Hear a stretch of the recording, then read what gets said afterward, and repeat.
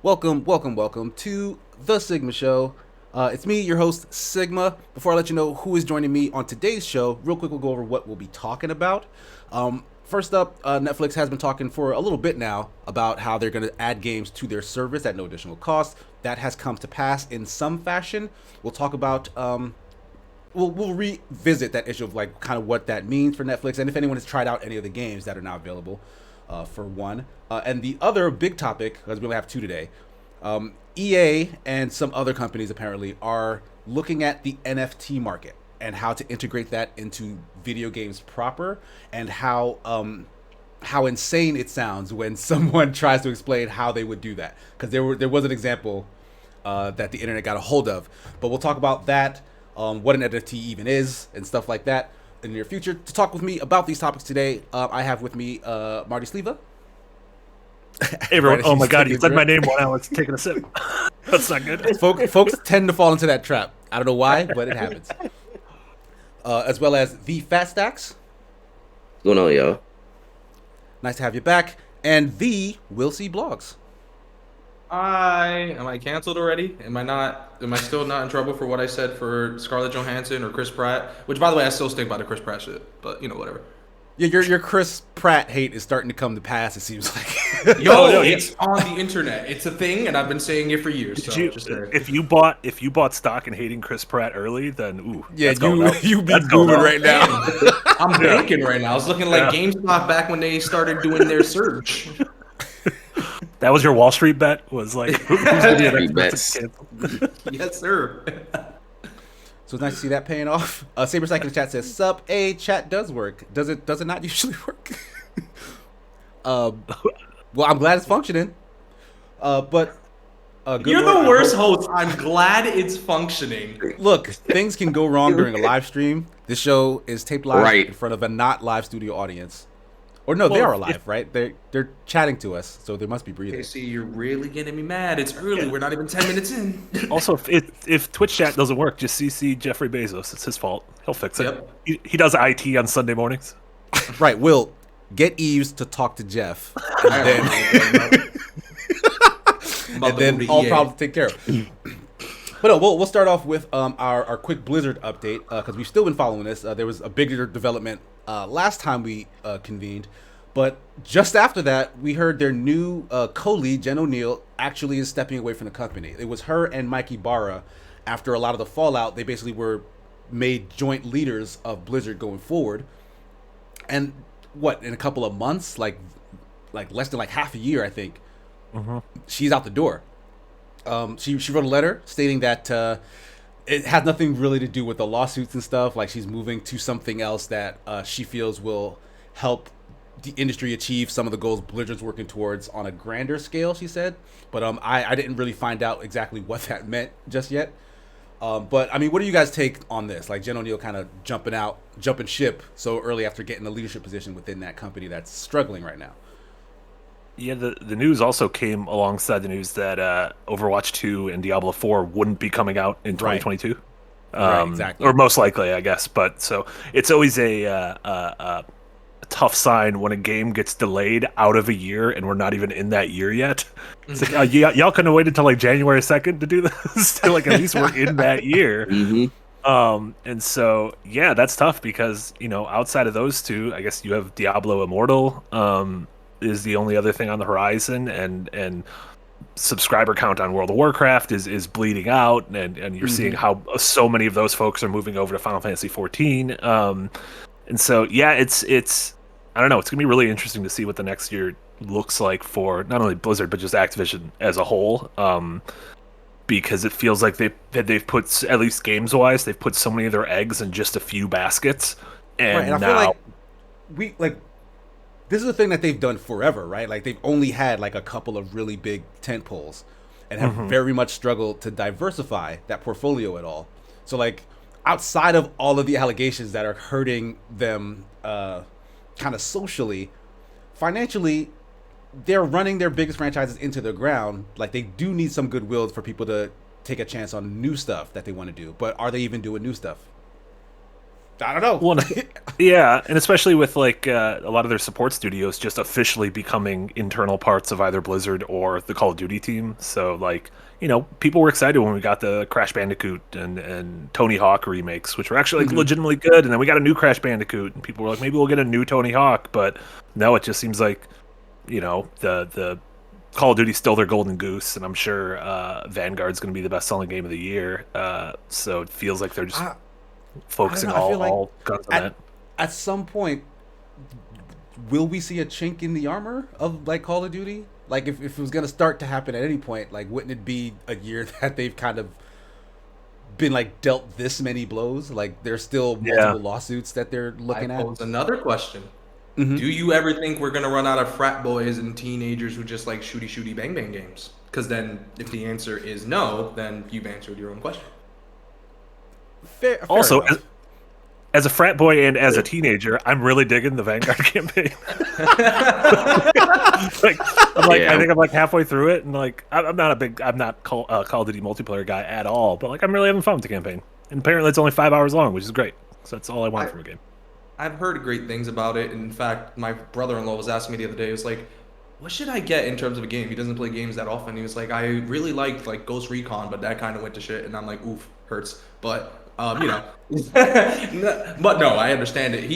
Keep in mind, he's not using next-gen graphics. Like he's back on like an old Xbox One S. So it's not like crazy. So he asked me the other day, he was like, should I get like Vanguard or should I get Guardians of the Galaxy? And in case you haven't seen the 3MR by our own Marty, yeah, that was a great enough recommendation for me to. I showed him that video. He was like, "Oh, so $60, boom." So thank you, Marty. You've done a service. I saw that. I got $5 into my bank account because of that. So that was nice. We weren't supposed to say that. That was against the NDA. What the hell? Yeah, get that review kickback. Yeah. Just a little housekeeping. Will, it does sound like you're talking in an echoey room right now, so I don't know if your mic is like on or. Yeah, stuff like that. So just double check that real quick. Lord Rifa in the chat says, who could play Chris Pratt in the Chris Pratt story? Stop it. I'm just in an echoey room. Hello? I don't know. I put my AirPods. That sounded better. Your mic just it sounded better when you were ASMRing. Yeah. You know what? This is what we're getting now, folks. That's it. Oh, yeah, you do sound a lot better when it's closer to you. Stand-up comedy, Will. I like it. Yeah. LOL. Work on your tight 15.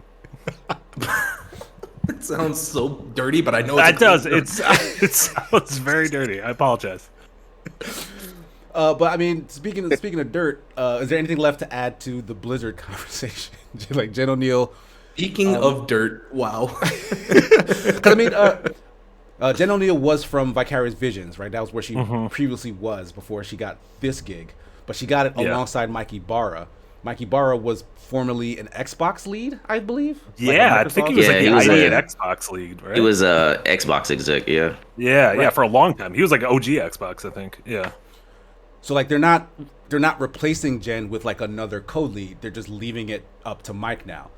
Which also like it was kind of weird that they decided, hey, to take over this company, we're gonna have two people do it. Like Jen is a woman. Like why wasn't it just Jen? I wonder. Like why did it have to be Jen and Mike? But I mean, I don't know. That's speculation on my part. But I thought they just threw Mike because Mike had a great reputation with Xbox, to be honest. So then why wouldn't it just be Mike? I think because they also wanted a woman to, like, understandably, because so many of the problems with Blizzard and Activision. All right, well then in that case, why didn't they just pick Jen? Well, I think well, from everything I've read about the whole deal going on, it's like they tried to have like a shared responsibility type of deal, not kind of put it on one or the other, but and of course with the culture the way it is now, it's like, all right, we already have all these problems, let's kind of give it a all right, 2 points of views instead of just one definitive point of view, because of their problems of having just keep rolling downhill like a snowball. So that's my that's my speculation of why they would do that. You know what I don't So because that does sound like a good idea, like to have. I just like Vicarious Visions, so I think she did it. I don't really have a rhyme or reason beyond that. I'm just like I like their direction. That's all. But yeah, that's the only way I see. Will they eventually announce another co-lead then? because like if that was the idea, like we want a woman and man leading this company to get both those perspectives and views and like kind of get to the bottom of whatever the core problem is. They've lost that in Jen leaving now. So do they not care enough to replace that original idea with like another woman lead? I don't know. I think. Yeah, I mean, given actually, how quick. Oh no, go ahead. No. Go ahead. I was gonna say, given how quickly changes have happened, like you said, this was less than 6 months ago, or about 6 months ago. Like I could see another news story at the beginning of 2022 saying that another leader has come in, or Mike's role has shifted, and someone else has stepped in, and then you're also seeing all these reports of Activision Blizzard like talks of unionizing, which would be massive because they have thousands of employees. So yeah. Yeah, it's just very tumultuous still, right? So like, the last week's story with Bobby Kotick saying that he's gonna institute all these initiatives and take a massive pay cut and whatnot. Like that all sounds great, but like they are still very much in the thick of it. Mm-hmm. So like I guess I don't expect there to be actual improvements for quite a while because like they're still kind of trying to just figure out how to even build their force up to start making these changes, because like that keeps shifting under their feet. So I don't know. Well, first of all, like they've already turned that volcano. They need to tone their volcano down somewhat. So before anybody tries to, if I was a person trying to step into that position, looking at it from the outside in. Mm-hmm. All right, how do I clean this up? Or do I even want to step into this situation to begin with? I think with her leaving, with Mike stepping in place, I think they need to kind of clean it up with him before they kind of bring somebody else in, because I think she felt like, my opinion is I think she felt like the snowball is rolling too much right now, and it just keeps getting worse. And so you think she got in, she saw what the problem was, and got out. Like, you know what? And got out. Let me just skate on out of here. And then maybe if things get better or they clean it up more, then they might look at bringing somebody else in to help. Yeah, and it's not only at that level, but even like the creative directors of their games are leaving. Like you had Jeff Kaplan, who was synonymous with Overwatch, leaving, and the director of Diablo 4 left, and so you're getting these, and this is obviously part of the reason that these games are being delayed until 2023 is that not only is it at an executive level, but it's also at a creative level. Is you're bleeding talent, and you're bleeding a lot of the talent who is directly responsible for the success of these games previously. Yep. And also, too, because I had made some notes about this as well. I don't know if you guys watch the stock market, but their call that they made when their earnings call, because of that and everything that's going on, they literally fell 14%. They were at almost $78 a share. And November 3rd, I believe that's when their earnings call or somewhere around there, they literally dropped that much. Jeez. to 67, 65 as of this morning when I looked at it. So, if a company is losing that money, they've already cut their ratings. I mean, Activision, before everything going on, they had it going up from like 77 something to at least like 125. Like they had hopes for it to still recover, but now a lot of it's been slashed. So, I mean, the board members and whoever is in the executive, I mean, the CEO, if people they're just gonna keep losing a lot of money, a lot of money. It just doesn't look good if senior leadership is just walking out the door, right? Mm-hmm. So I don't think you're gonna see anybody trying to step foot in here until they get a lot of the stuff cleaned up, or they have some type of stability, something better than all that quicksand they got going on right now. So, and the unfortunate part about this is there's things like this going on throughout the United States and various companies right now with the whole equal pay, equal opportunities and stuff like that. So and unionization is one of them. Amazon just skated on theirs not too long ago. So, I mean, no, it's a good point. Like all of this is ongoing right now, so like we really won't see how it affects Blizzard properly for a little while. Like I think that's what I was getting at earlier as well. It's like whatever changes they want to make, like they can only talk about them right now, and then we have to wait and see how they get implemented later. But like it kind of pushes it back every time you get another big exodus like this from like a influential staff member or whatnot. But I mean, anything else on this before we move on to our next topic? All I'm saying is that KC 2022, you find out you end up becoming the co-lead at Blizzard. Then what? Look, I would take that job. I know you would. And then you burn that company to the ground. I think I could be good as a co-lead of a video game studio, though I have zero experience in the space whatsoever. I'm pretty good at learning on the job, if I say so myself. So cancel Call of Duty. Do it. That's Blizzard. He would be the co-lead of Blizzard. Yeah, You can't cancel. I can't. You're right. Just realized that. I realized it after I said it. I'm tired, guys. At least I know I'd be better suited for the job than Will. Oh, for sure. 1,000%. The fact that I'm ever in power of anything is concerning. You got that cool Rothko behind you, though. That is probably not a Rothko. This is probably dirt. This is a terrible office that I'm in. This is somebody probably painted this in the backyard. This is nothing crazy. I think it looks. I like it. I like it. I think it looks like the French flag. too. It looks like the French flag got sad. It's like a depressed French flag. That's a fair. I'm not even mad. That's a fair assessment. All right. On that note, let's talk about what we've been playing / watching, etc. Anybody want to go first? Kind of just warm up to our next couple of topics. Yeah, I mentioned earlier. I'm probably I think halfway through Vanguard, the campaign. I actually really dig it. I prefer the World War II Call of Duty campaigns than either modern or future stuff. Just really? I don't know, just a setting I prefer. Yeah. And I even feel the same way about movies, but. Yeah, I don't know. I'm digging it. It's really great performances. A couple of the set piece levels are really fun. The story's like it's nothing you haven't seen before in any form of World War II fiction. But I don't know. I'm having I know exactly what I'm going in for in a Call of Duty campaign, and it's giving me exactly what I wanted. And again, like I said, it is very short. I think it is under 5 hours long. And I don't plan on playing multiplayer, so it is one of those were you going to check out any of those options whatsoever? Literally probably not. And so like for me that cost to time ratio is fine, but I totally understand if someone's like, I'm not going to pay $60 for, I'm like $12 an hour of entertainment, like I'm not going to do that. And, I don't know, teach their own. But yeah, it just sucks that like with all the talk about Activision, like these are still like 99% of the people at Activision aren't monsters.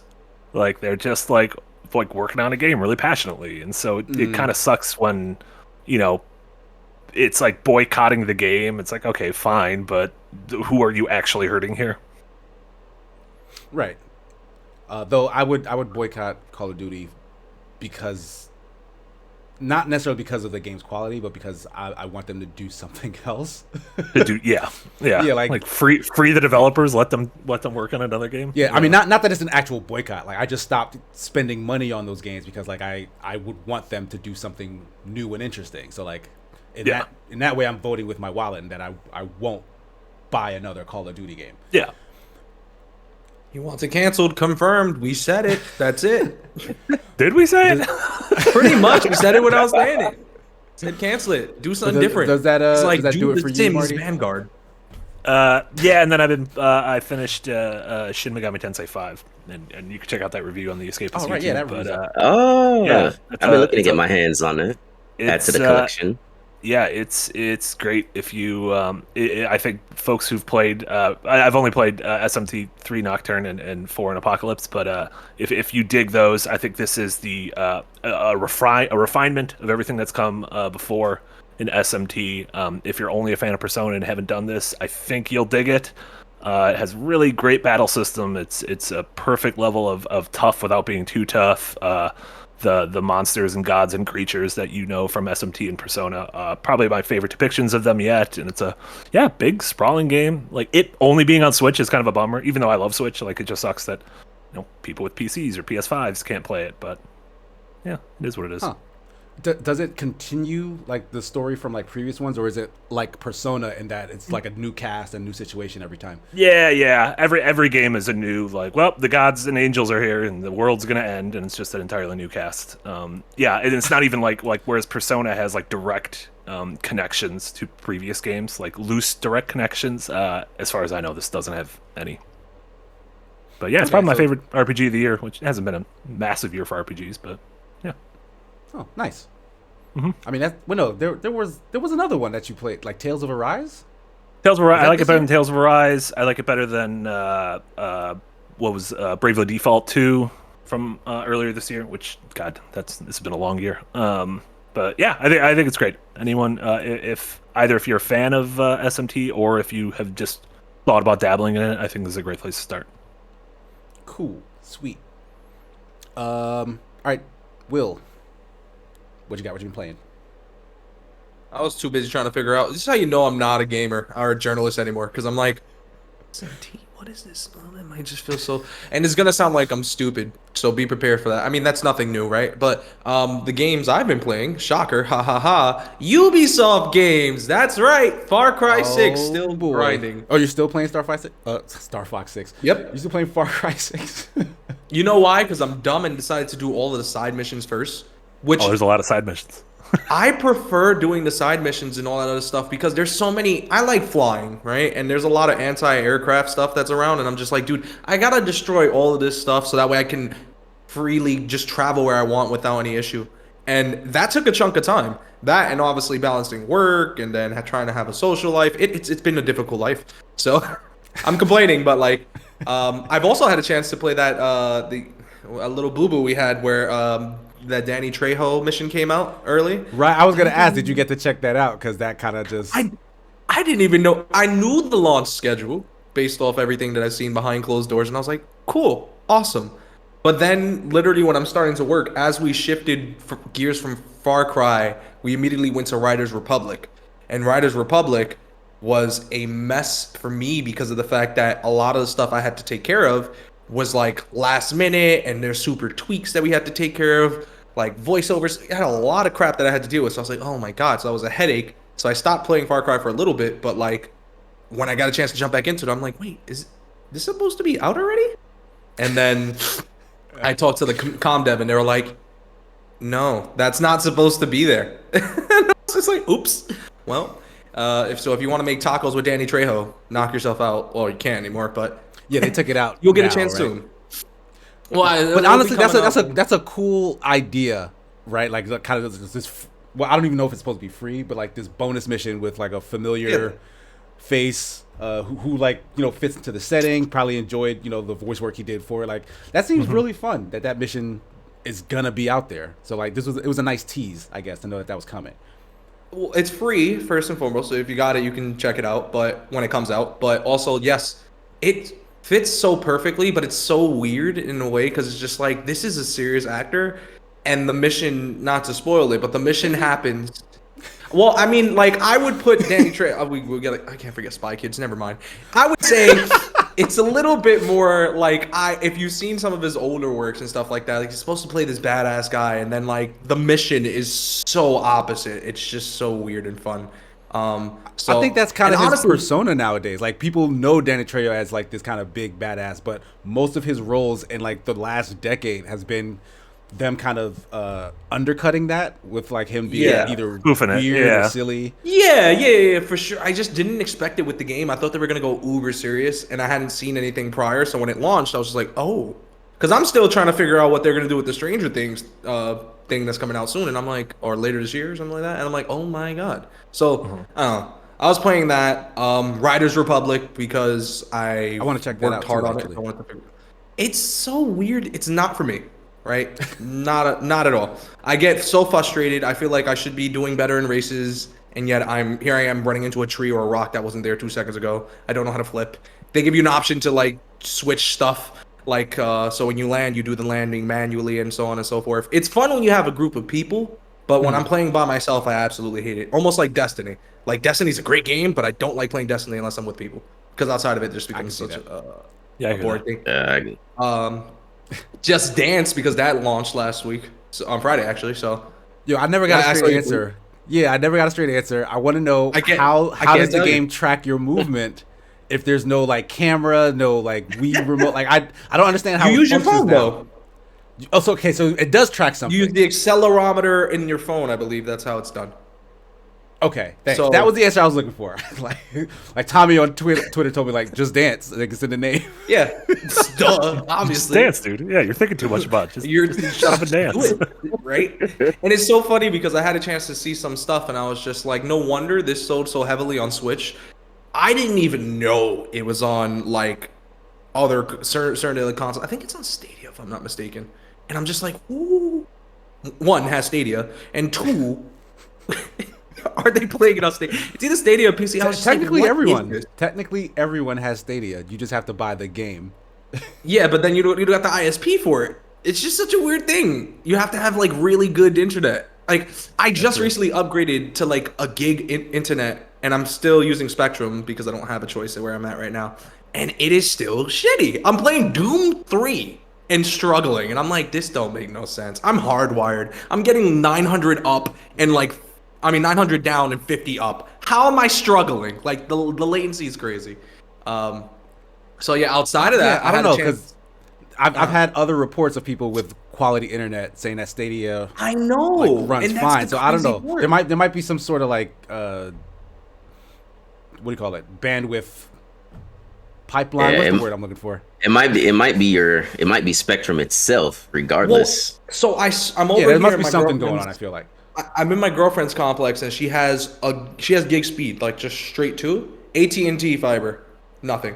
I tried with my friend with Google Fiber. Maybe it's just a me thing and I don't know how internet works. It's very possible. It's so annoying though because I just can't seem to enjoy it, and I only have like 2 games on it. But I would love to be able to play some of the like games. I don't have a super graphics card. I need a 3060. I'm struggling, or 3070. Anything, can't get it. So. I don't know. People tell me do GeForce Now. I'm like, you're stupid. Why would I waste my time? Don't do that. What else did I do? Oh, I bought the Oculus Quest 2 yesterday. Right, I saw that box. Oh my god, I love Beat Saber, guys. I know I sound stupid, and I know it's an old game. No, I don't think that sounds stupid at all. Beat Saber looks fun as shit. Beat Saber rules. Yeah.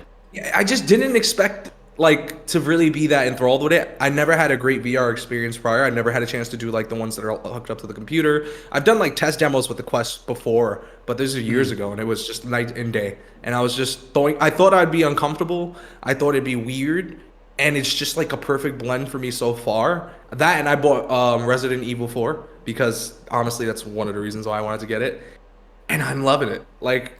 I'm like a pig in shit right now. It's so crazy. I didn't think I would enjoy it as much as I did, and I'm just like, this is easily. I've had more fun, and this is gonna sound stupid for most, but I've had more fun with the Quest so far than I had with my personal Switch. Say that. I don't care. I know that's very hot like take-ish. The Switch that you lost and left back in. Shut your fucking mouth. You shut your mouth. I've gotten to the point where I think I kind of like, I like when other people have the Switch and then we could just play around dumb shit like that. As a personal owner, I don't like, you hate me because I don't really care for Zelda. You know what I mean? I was just like, oh, that's cool. Breath of the Wild. I don't hate you, Will. I'm just disappointed in you. Yeah. I'm starting to think I hate Smash because I'm playing online and I was doing well, and then I got violated for like 5 matches straight, and they were just like taunting heavily. I was like, yo. I'm about to throw this across the fucking room. It's ridiculous. Yeah, Smash will get you hot. Smash is, yeah. I know I'm not good, right? But it's just you get some level of comfort with a character. You just start doing it. Like, I use DDD, and I used it so well, and I've gotten better. And then I'm just like, they're taunting me. And honestly, and I was so excited to have Sora in it. Fuck Sora in this game. These sword fighters suck. I hate them. I'm really over it. Yo, this is, I don't know. I haven't really chanced a lot. I got to season 2 of Ted Lasso. I'm watching it together with my girlfriend and her family, so we're making strides in that direction.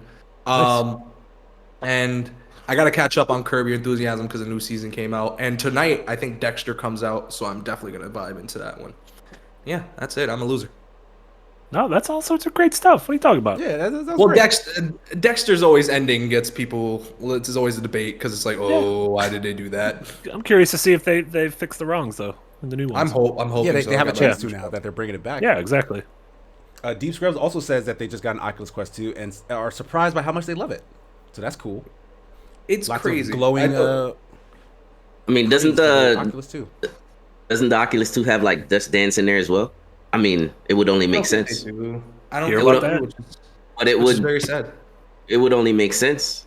I think the only way you could work around that is getting your virtual desktop, which is a $20 app that you have to pay for, and then do it. A lot of people have recommended that because there's games that I guess like Rick and Morty did one, and like there's the Skyrim VR, all this other stuff, so you can have it where it's streamed to it.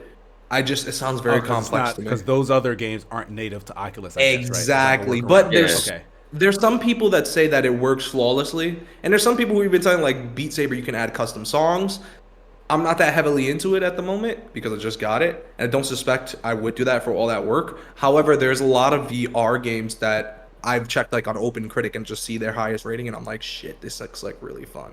Because some of them are cheesy on the thing, like they have like a battle royale, and I'm like, I don't know how would I play a battle royale on the Oculus. I feel like I'd be very upset because I get shot from the back, and I'm like, I wouldn't want to go through that process. Actually, Nintendo, when you think about it, Duck Hunt with the gun, you can do the same thing if you had a gun, an actual prototype with the Oculus, and use it in a VR. Interesting. There you go, Nintendo. You had the on power. Remember, you had the Power Glove back in the day as well. So the technology.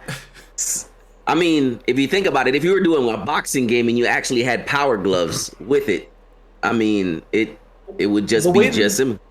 The way that the Quest has the sort of round thing that you can put around and it supports your hand, they do have a boxing game that I tried to demo of, and I'm like, this is fun, but I also feel like my arms are killing me at the moment because I'm treating it like it's Wii boxing and I'm going against Mike or Matt, whatever his name is, the one that don't lose in the boxing game. Yeah. So like I'm struggling, you know what I mean? But it's weird because at the moment, like all of the bigger launches and all those that have the higher reviews on Open Critic aren't necessarily supported by the Quest directly. There's workarounds around it.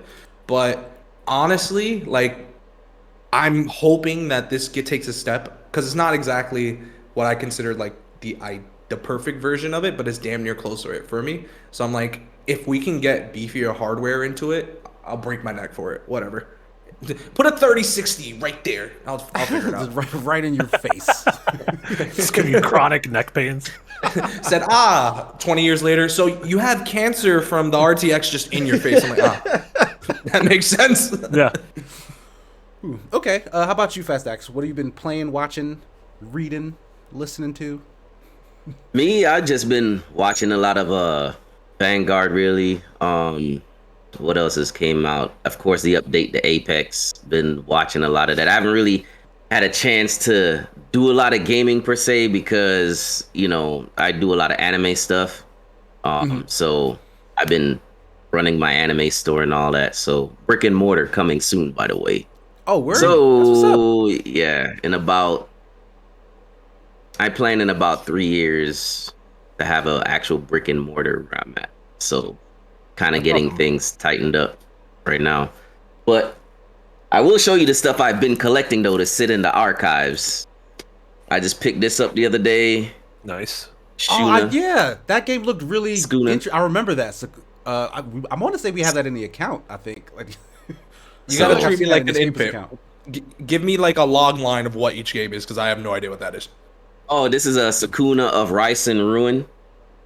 So I haven't really played any of these, but because it's all right, I collect a lot of games that's by Marvelous, NIS, or Xseed. The reason why is because they only make very few of these when they do come out. So the value of a lot of these games go up within about a decade. The reason how I know this is because I have quite a bit of them in my archives, and some of them have gone up, especially the mature title ones that are few and far between. So every now and again, like when he was talking about That first game. I have a few of those Shin too. Megami Tensei. Shin Megami Tensei. I have them for PlayStation 2, I believe. Mm-hmm. Yeah, I they released a have couple of them. Yeah, those are really rare. Like those are some of the most valuable PS2 games. right. So, and I have the Persona for PS2 as well. Mm-hmm. So a lot of games like that. Yeah. So That game's Sakuna is pretty fun. I've put like 10 hours into it. It's like it's part like Harvest Moon farming sim, and then part like 2D action RPG. Right. Like kind of like beat 'em up. So you like go into these levels to like beat the shit out of dudes to collect resources, and then you go back and you plant crops. See, Just like real life. Yeah. That's what farmers actually do. and that That leads lady's into on this board. one. She said rice, 10 out of 10. No, you know what? So I was gonna say my Hispanic fat ass was like rice. I'm in there. What's up? It's a lot of I do love a lot of the side scrolling games because I have like Odin Sphere as well for PS2. Yeah. So I believe not Dragon, what is it? It is Dragon's something. Dragon's Crown? No, Dragon's Breath. Dragon's Breath. It's for the Switch. It's a side scrolling game too. So some of these titles are unfamiliar to a lot of people, but the gameplay and the graphics looks pretty good. A few of them I have played. That leads into Rune Factory. Picked this up the other day. So they just make shoes or something for like 60 cents an hour? So I don't know. I'm asking. There's probably some aspect of like managing a business in that game. yeah, I mean, Rune Factory has a long history for those if you've ever played the series. I still have it. I still have the old versions for the Wii U, the Wii as well. So a lot of this story is just you go around the town, you try to make friends, and you go into dungeons, you do stuff for the town, stuff like that. Like legit, Rune Factory is also a game where you farm during the day and beat the shit out of stuff at night. So it's weird that you pull two of those. So, yep. Picked up Austria's Ascending. So I haven't really seen Ascending. I was very confused. Austria's Ascending, I believe. Oh no, Austria's ascending again. I was like, wait a minute, what's going on? I'm trying to prevent that in Call of Duty Vanguard. Forgive me if I chop and screw the names, but yeah. No, you're fine. But that, I'm just dumb. yeah, that You RPG is actually on Game Pass right Game now, Pass. isn't it? Yeah, and it's like it like looks like really cool. The reviews were kind of middling, but like has this like really gorgeous sort of cell shaded like painterly art style. Mm-hmm. Caliglia Effect 2. Also have this for the PS2 as well. So this one that just came out. It's more of one of those storytelling games, kind of like you just click novel type. Yes, yeah. Yep. That's up my alley. So I know some of you might recognize some of the characters on here. I have heard of Senran Kagura, yes. Senran Kagura, yes. This just came out not too long ago. The act like a JRPG.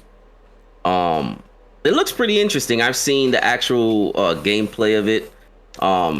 Yeah, this is also one of those games that if you had the deluxe edition, I believe, for PS4, it's worth a pretty decent amount of money now because it's one of those games that are very rare that if you're into that type of stuff, what I mean? I mean, ecchi heavy series. Yeah, it's one of those that it is what it is. Like, don't let your friends see you playing that. Basically, we'll play that on your virtual desktop in your Quest. Say less. And also Silver Case 2445 Deluxe Edition. So wow, These names are fantastic. Box art. Yeah, that one. Ooh, that's huge. Yeah, it's and they only had so many of these, and if you're able to get like one unopened, like I pre-order a lot of my stuff, so like I said, a lot of these games is not really media heavy. You kind of actually have to be looking, looking for them, but some of them are actually good games if you want to go play them. Me, like I said, I'm a collector, so when I see certain titles and I see certain when I see certain gameplays, like, oh yeah, because there's only so many of them that's gonna come out. So that's just me. Yeah, But yeah, that's what I've been doing. I think Silvercase, that was Suda51's first game, him and Grasshopper. That was like their first game. Then they just released a remaster or whatever of it for current consoles. Because I think it was originally for like PS1 or PS2 maybe. Yeah, something like that way back when. Yeah. So, but yeah, a lot of and this is why I remember when we were having a conversation with digital versus actual, physical. This is the reason why. Because you can't put a value on digital, but you can sure as heck put a value on physical. Sell it to the NFTs. Right. I was gonna say we'll get into whether or not you can put a value on digital. That comes right click save as I'm a millionaire. But does that wrap it up for you, FastX? Yeah. Yeah, me personally, I haven't really been playing that much new. I'm still very, very heavily invested in Foundation on Apple TV. Just watched the most recent episode last night, and oh my god, that show is so good. Like, it's so good. It's like all the best things of like all the fantasy and sci-fi stories that you know and are familiar with. Like, it has elements of like Lord of the Rings, elements of what's that game? That show called Game of Thrones. Elements of Star Wars, The Expanse. Like it has like really interesting characters, like super interesting like worlds and backgrounds and like history, and like I'm just eating all of it up. Like, you guys have heard of Isaac Asimov? Because he's the creator of this stuff. Like, he's legendary like sci-fi writer. Yeah, he's like one of the grandfathers of sci-fi. Right. I only first heard that name watching Mythic Quest.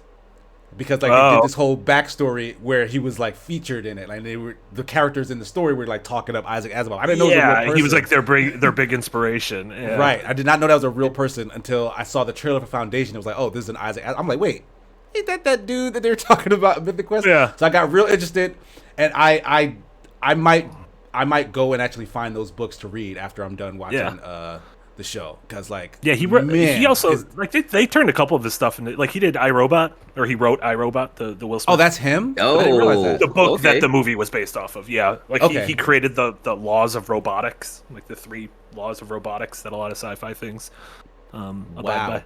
Yeah, I need to get into some Asimov then, because he's speaking my language. I just didn't expect you to be like, yo, my Apple TV subscription was totally worth it. I mean, it's still free right now. I've not given Apple any money. Oh, okay. So I am trying to get the most out of it as I possibly can. Yeah, go watch Mythic Quest. It's not by Ubiquitous Software. Everything's fine. No, Mythic Quest is a great show. But it's actually really good. Yeah, regardless of the fact that... I heard it. So, have you not watched it yet, Will? I have yet to watch TV, dude. I've been struggling to watch. I'm still struggling with Ted Lasso. Ted Lasso's not even that long. I wish. There's so much stuff that's on my to-do list. I still have stuff that we were talking about anime-wise from like 4 months ago, dude. I'm like, I gotta just set some time and do it. Anime is life. Yeah, I mean, yeah, it takes a lot out of you. Like, I've taken a break from watching like a bunch of anime recently, but I recently just went back to finish up like season 2 of That Time I Got Reincarnated as a Slime. Yes. That show was really good. And I don't know if there are a lot of shows out now that do what that show does, but what that show does that I find so interesting is that most like shonen or other anime stories will like have a main character who is like struggling to get powerful.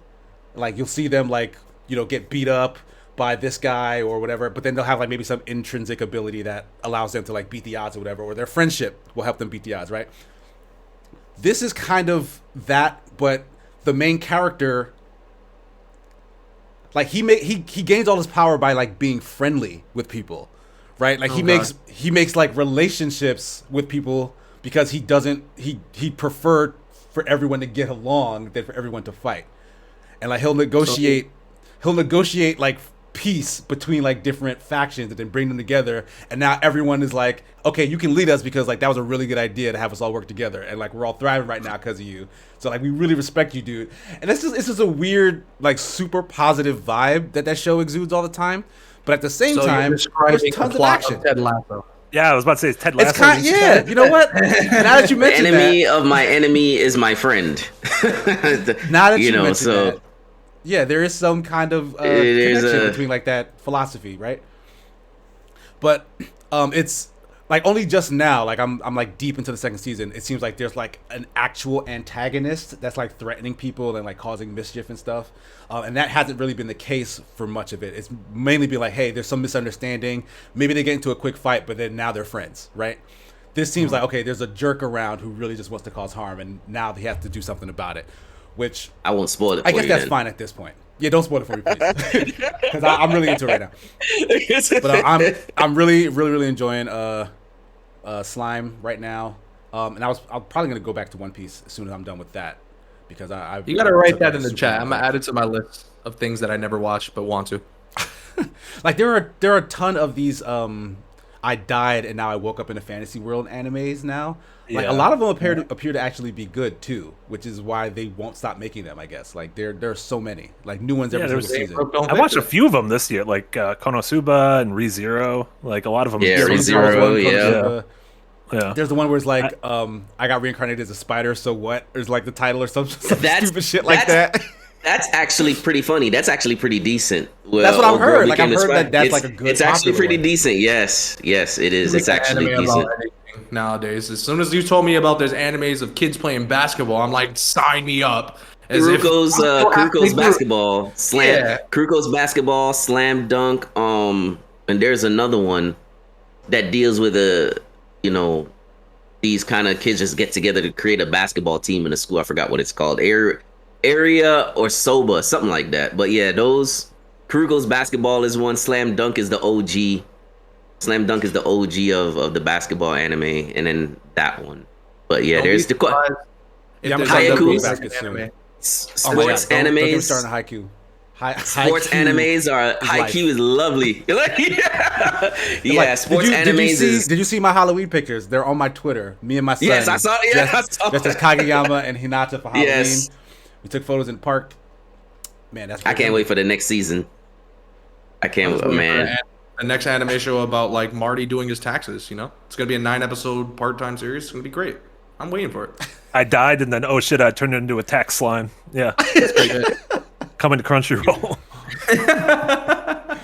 I haven't watched it yet, but I want to watch Violet Evergarden only because that is a good one. Kojima keeps tweeting about it. Actually, that's a good one. I think isn't that about like some time traveling like robot assassin or something? It just sounds like Terminator. That is Terminator. That's the plot. That is Terminator. It has more like I don't want to say. Dang it! I don't want to say Aeon Flux, and I sure as heck don't want to say Standalone Complex. But it does have a more human effect. Okay, I can get behind that. Listen, and if Kojima gives it its seal of approval, then it's good enough for me. I feel like Fat Stacks has just listed way too many things that I have no idea. You have no idea, and I need like a homework assignment and shit. Like it's crazy. Bro, I can give you. I look at my phone and I can give you a list that it'll take you years to watch. Like just because. And the only anime on that list is One Piece. That's only 500 episodes. You can't do this. Yeah, One Piece is rough. Think bigger, Will.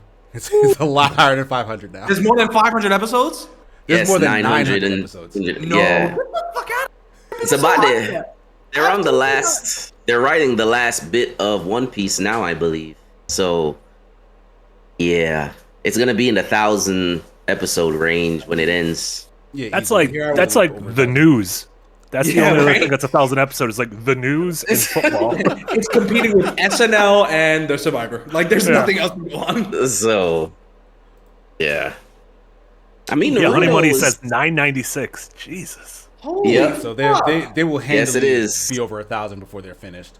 Yeah. If you include the movies, it's over 1,000. I think there's like 5 or 6 movies, if I'm not mistaken. Are One Piece movies like side stories, or are they usually canon? Well, it's side stories, but it's like a part of everything. Like they give you like a piece of a segment, and they give you the fight of whoever they're fighting in that movie. But it kind of goes along a little bit with the story with some of the movies. It's not like it's like completely far off. You know what I mean? There's like a lot of anime movies though, like the My Hero Academia and Dragon Ball movies. Like they're not technically canonical, right? It's almost like a a side story that doesn't. Yes. Whereas like Mugen Train feels very canonical, like to the story. Yeah, I feel like Yes. the most recent Dragon Ball Super movies are attempting to do what Mugen Train did with theirs. But at the very least, it's like, okay, this is the movie version, and then they tell you a different version of those same events when the anime catches up to it. Which I think, aren't they doing that with Mugen Train, where like they're chopping up into episodes? They're breaking up the movie into like episodes, right? Yeah, yeah. The actual season doesn't start till December 5th. The actual, if you've already watched the movie, then you're not gonna see anything new until December 5th when it comes to the episodes. Gotcha. So, yeah, which. If you went to the movie, a lot of people went to the movie theaters to watch it. There's a little, well, if you went to the movie theaters, you got no. When it comes to anime, people gonna go watch the movie if they're hardcore anime fans per se, they're gonna go to the theaters to go watch an anime movie, and regardless if it comes out in episodes, they're not gonna care. It is what it is. Yeah, it's an event. Like it's. Also, that movie was fucking sick. Play out on a, that movie's amazing. Yeah, it was.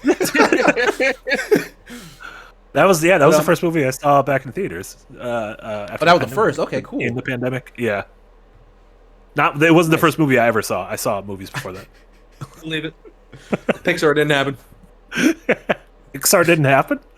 Yeah, Pixar didn't happen.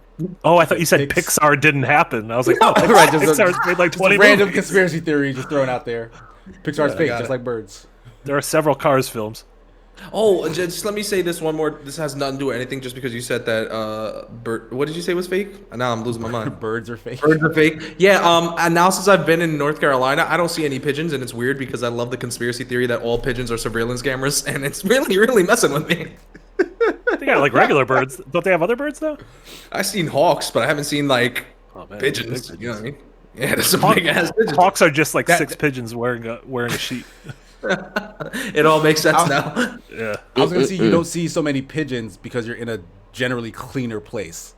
How about you shut your fucking mouth with your Timberlands, right? Like when there aren't walls of garbage along the streets, you see a lot less pigeons. What I'm getting at. You really ballsy. Go wear your woman size 5 Slimberlands. I don't. Why would you attribute that to me? People have Twitter. They can see that you were staring lovingly at a pair of women's tits. Shut up. It came with a slice of pizza. But also, isn't I'm sure where you live now is cleaner than New York City, right? Right. I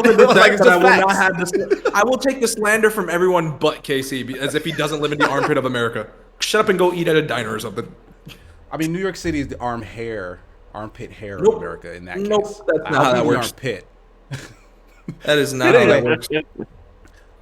To wrap things up, because I don't think I played anything new since last week. I did watch that new Netflix movie, The Harder They Fall, starring like Idris Elba, Lakeith Stanfield, Regina King.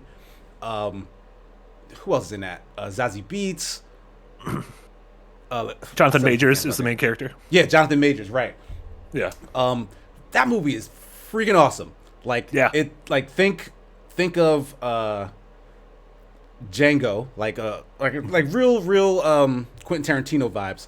But then, like, also, I'm trying to, like, I guess, think of Django and Kill Bill, I guess. Like, maybe mix that together. But then it's all black cast, or mostly black cast. There's, like, a couple, like, white, like, side characters and whatnot. And just straight up Western. Like, Western action. And, like, I'm not a big Western fan. But, like, seeing those characters in that setting really opened up my eyes to like kind of how fun and cool that is. Like I loved Red Dead Redemption, for example, but that's because I was taking part in it, and like I kind of felt like I was taking part in this movie series because of like the style on display, like the music choices as well, like the scene shots. Like oh my god, that movie just has tons and tons of style. It reminds me of all the trailers for Cowboy Bebop. That's coming to Netflix, and I hope that show is good. I've not started it yet. If it's out. I don't know if it's out yet. No, I think it starts in like 2 weeks, like a week or two. Right, but I'm really excited about that because like it really does exude like a ton of style, and that's the exact same vibe I got from The Harder They Fall. Like, have any of you guys watched it yet? Yeah, I thought it was fucking great. I watched it yesterday morning, and yeah, I completely agree with everything you said. Also, it's written directed by The Bullets, who's this like a British like hip hop producer who he oversaw the soundtrack on Great Gatsby. The one he's also Seal's brother, just like fucking Seal. The more you know.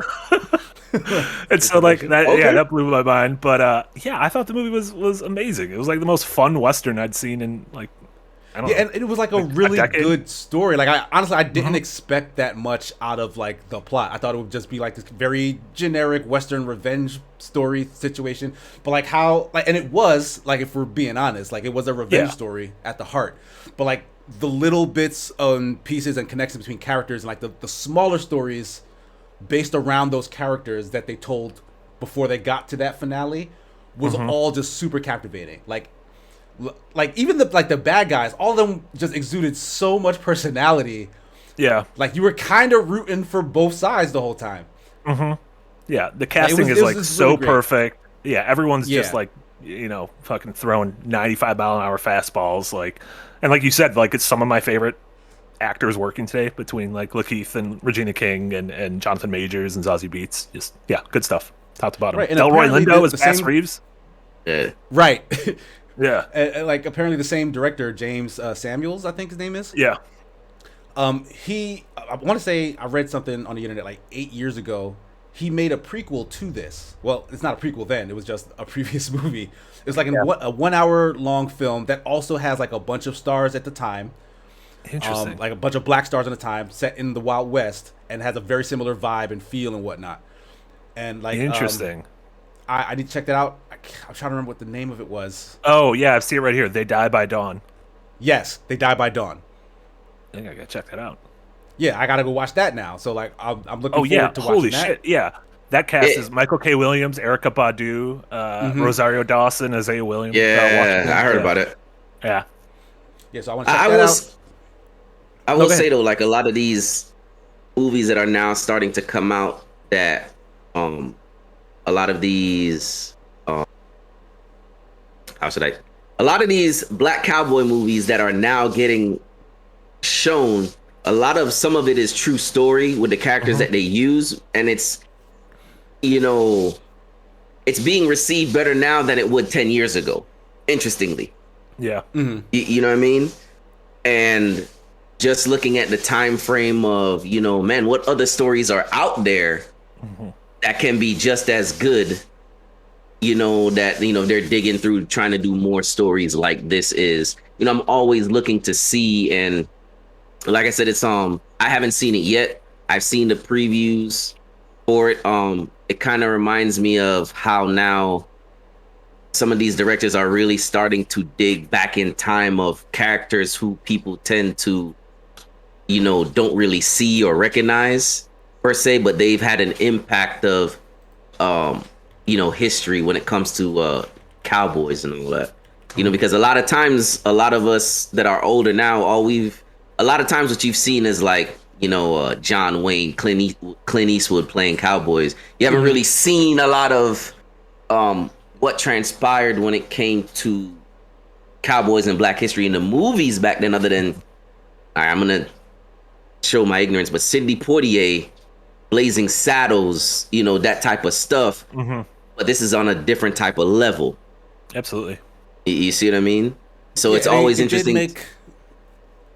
I was gonna say like the very opening of the movie, it makes a point to tell you, like, the plot that they're telling isn't real. Like it's not a actual depiction of like how these people were, but that these were real people. Like it's based on the names of actual well-known like black Yeah. cowboys and stuff. Yes. Yeah, So, yeah. It like, makes they a point to did say make like up the these story. people existed. Right. Yeah. Like the Yes, people yeah, were real, you're right. but the story they're telling using their names isn't necessarily real, which is fine because people embellish on history all the time. And what this does, because I've seen proof of it, it introduces people to those names, and then they go and look up who those people actually were. to see Exactly, what was yes, different about yes. them. So like you immediately start to learn. Okay. Oh, this was different. That was different. Then you learn about the real person behind, that movie depiction, and that's something that, like you're saying, like we didn't really get a lot of 10 years ago, right? Or when we did try to get it 10 years ago, people didn't pay attention. No one knew about it, right? So like I just really love everything about that production. I can't wait for more stuff like that. Like I want to say Jay-Z was also a producer on He this was, project. Yeah. And I'd So like I'd bet money right now that James Samuel in the next 6 months ends up getting attached to some MCU or DC or Yeah, Star Wars yeah. thing. Like which kind of sucks. So I'm it. like, well, just keep making like rad shit on your own. But yeah. Well, I mean, he there's no reason he can't do both, right? He can sign a contract with Marvel, get paid millions and millions of dollars, and do a big budget project for them, and then go back and do whatever he wants to do, right? Like more for them, one for you. Yeah, absolutely. Yep. Yeah, get that paycheck. But that pretty much does it for me. What I've been watching. We'll pivot into because that was a Netflix show. We'll pivot into Netflix gaming service, which has officially launched. Only available on Android phones and tablets. I don't. It doesn't work on like PCs or anything, right? Not that I'm aware of. No, that's all I've seen was. I know it doesn't work on Apple stuff yet. Yeah, I think it just launched on Android first. If it's available on Android, can somebody just use BlueStacks and do it on PC then? No one's using BlueStacks. What are you doing? You're trying to make everything hard. You want to use your virtual desktop and your VR. I'm just saying. I feel like this is something that people might have done. So I played some of these games like. You have played some of them? No, I was just saying, like, just looking at some of the games, I kind of equate it to like Candy Crush, I guess. You know, just games where people. Yeah, that's what I wanted to bring up. That's my mentality when I see something like this and look at some of the games. Like, oh well, it's more of a.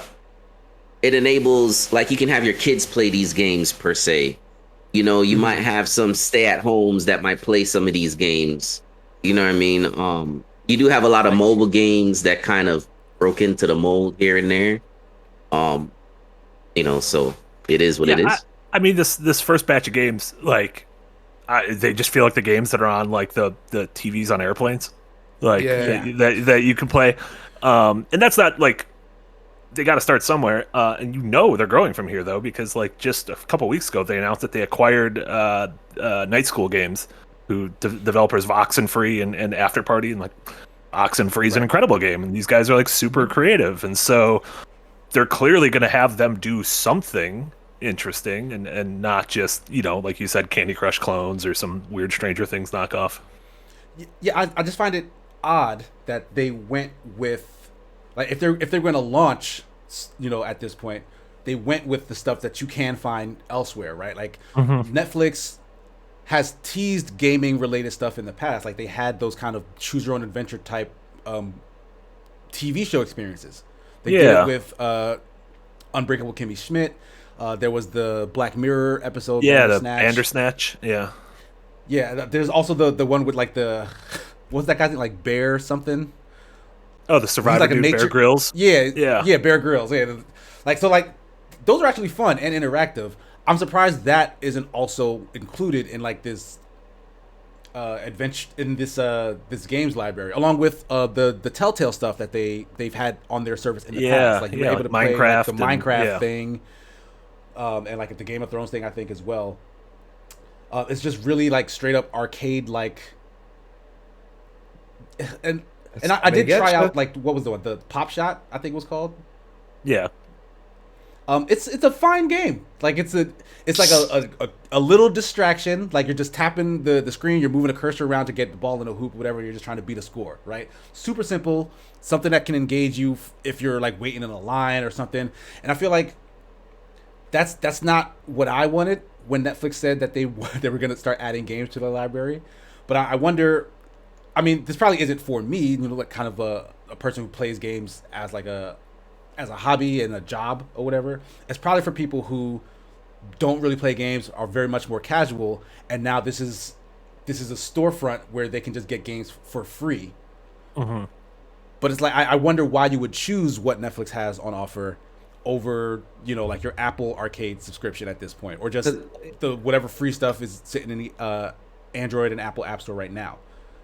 Casey, like, first and foremost, they gave you the toilet games. All right, you know that. They start you up. Toilet game?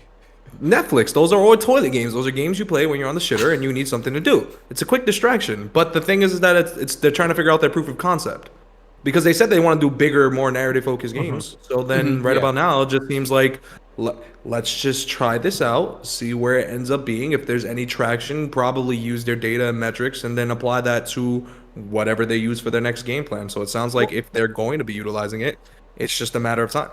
I mean, I see this as eventually getting to the point where they release a tie-in or supplement game alongside their big series. So Witcher, the new season of The Witcher comes out, and they release some sort of Witcher interactive thing that's exclusive to Netflix, and like maybe CD Projekt, had a small team working on it. Maybe it's a third party.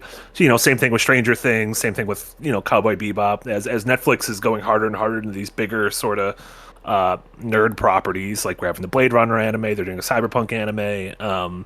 Then you release these League of things Legends that are anime that just dropped. Too. Yeah, exactly. So, you release these games that are, supplemental, and if someone binges through Squid Game or whatever, then they can, I don't know, play Squid Game, play that fucking bag tossing thing or whatever the hell it was.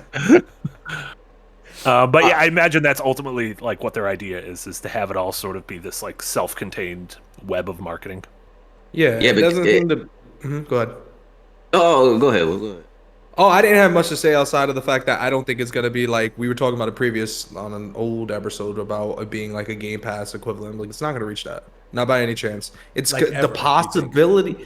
I don't think I don't think that's the goal. I think realistically the goal is to just give something and be like they want to keep people retained and keep subscribers numbers high, obviously, and whatnot. But outside that, I don't think their goal is to really compete in that market. Yeah, I was just about to say makes that's exactly what it is, because if you want to keep subscribers, you have to add little things here and there. So, of course they're not going to break into the gaming market, because right now and Netflix per share has gone up. You know what I mean? So the whole name of the game is because they have to deal with Disney, they have to deal with Apple TV, have to deal with all sorts of competition when it comes to gaining and holding and maintaining subscribers. So it's like you have to give that little extra something. No, I don't see them, like we'll say, breaking into anything, huge, because then that means they do have to go out and spend more money to go acquire studios, which will definitely not benefit them at all. It would not benefit them. Done that. Well, I'm talking about like majors to actually do something as big as, some of the major AAA games or something like that. Mm-hmm. But it's not going to get to that size. They just want to keep their subscriber base, or maybe add a little bit more to the pot per se. You know what I mean? Like when you guys were talking about some of the anime movies coming out, Cowboy Bebop and all that. Look at I believe you were talking about a couple weeks ago, I think, about some of the anime mobile games. That's also a possibility to be added on a Netflix subscription. You know what I mean? Because anime games can blow up here and there. Those little side scroll RPG where you just tap, tap, tap, tap, tap. You know what I mean? What you just reminded me of? Like there's a crossover mobile game with the characters from the Stranger Things and the characters from Seven Deadly Sins. And yes. I went, really? I don't know why that's a thing until you just reminded me. Both those things are Netflix originals. Yep. So that's why they would throw them in. Are we gonna get a Netflix multiverse? Oh, Don't do that. Is that where this is going? Can't wait to see the next season of Squid Games meeting Tiger King. It sounds dumb, but I mean, oh my god, I think someone has said those words in a boardroom somewhere, and they might be trying to see that for the future. Wow. I mean, hey, listen, just don't increase my subscription price. That's all. You're gonna lose another one if you do that. That's all. They're absolutely going to increase your subscription. Oh yeah, I know. And then It's what I'm gonna do eventually. Yep, I'm gonna end up being a little. You know what? Let me not say that. You were going to use the P word, weren't you? No, I was gonna say I love Assassin's Creed Black Flag for obvious reasons. Boats. All right. Well. wow. So I mean, yeah, this does seem like kind of a half step into this market. And to be fair, it's not on all the platforms that it can be on. So like, why not, put your worst foot forward if you're just gonna kind of half-ass it out the gate. But by the time they do show up everywhere else, I don't think this will get much traction unless they really embrace kind of their strength. Like they are a visual medium or a visual streaming service. Have your interactive games bleed into that, like they've been doing, like with their kind of choose your own adventure style stories. Like I want to see more of that in their Netflix games library, because those are fun experiences and they're unique. Like it's not something that you will find on Game Pass. It's not something that you'll find in the Apple App Store, right? So like if they set themselves apart in that way, I think it has a better chance of lasting power. And I mean, when you think about Netflix, I think just this quarter crossed 200 million subscribers across the world. And like, granted, obviously it's not going to be 200 million people playing these games, but if 1% of them do that, then that's one of the biggest games of the year. Yeah. Yeah. You have a massive audience to introduce this stuff to. So like, don't give them a freaking choose 3 or match 3 puzzle game. Like, what are you doing? I just think that's stupid that they would start with those, but hopefully. Yeah. I imagine it's going to look like a much different beast a year or two from now, or maybe 2 or 3 years from now. Hopefully, all that money they're getting from original content. Yeah, absolutely. That's what'll sell it. Yeah. Lampy says 200 million subscribers, but still hemorrhaging money, Marty. Mm-hmm. Yeah, you gotta spend money to make money. I don't know how money works. I don't know how that works. Fat Stacks knows how it works. Right. Yeah. That is absolutely true. They've spent billions of dollars on trying to get original content or to have more movies shown on their platform, because guess who's doing it the same way? Disney's bringing all their stuff on their own platform. Mm-hmm. So Netflix has to do something to bring content, may it be independent films or just somehow to keep, like we always say, keep them numbers up, or people are just gonna go elsewhere. Mm-hmm. Yeah, I mean, what they've been doing most recently is just paying directors straight up, hey, make your next movie for Netflix, right? Yeah, you got a new Scorsese movie, new David Fincher movie. Zack Snyder's got 2 joints on there. Yeah. You know what I mean? And look, Squid Game is a perfect example. A hit out of nowhere. Yeah. True. So there's always a home run somewhere. Yeah. But speaking of ways to make money, let's move on to our final topic. NFTs and the future of our industry, quote unquote. An EA executive has stated that they're gonna, not in the near future, but in the future, be looking at NFTs as kind of like the next big thing for video games.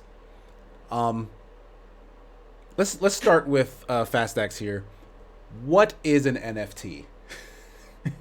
NFTs are non-fungible tokens where people can use to trade. They use crypto to trade it, to buy it, and then it kind of gets, whoever makes it is the original owner, and then it kind of gets traded, and that's how the price goes up. Very highly speculative.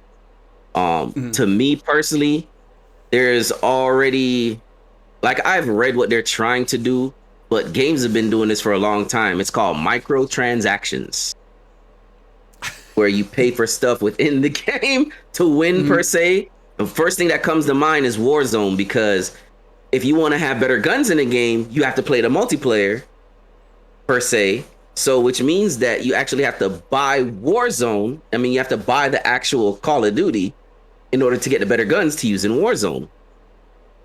I didn't realize it worked that way. I thought, aren't they cosmetic?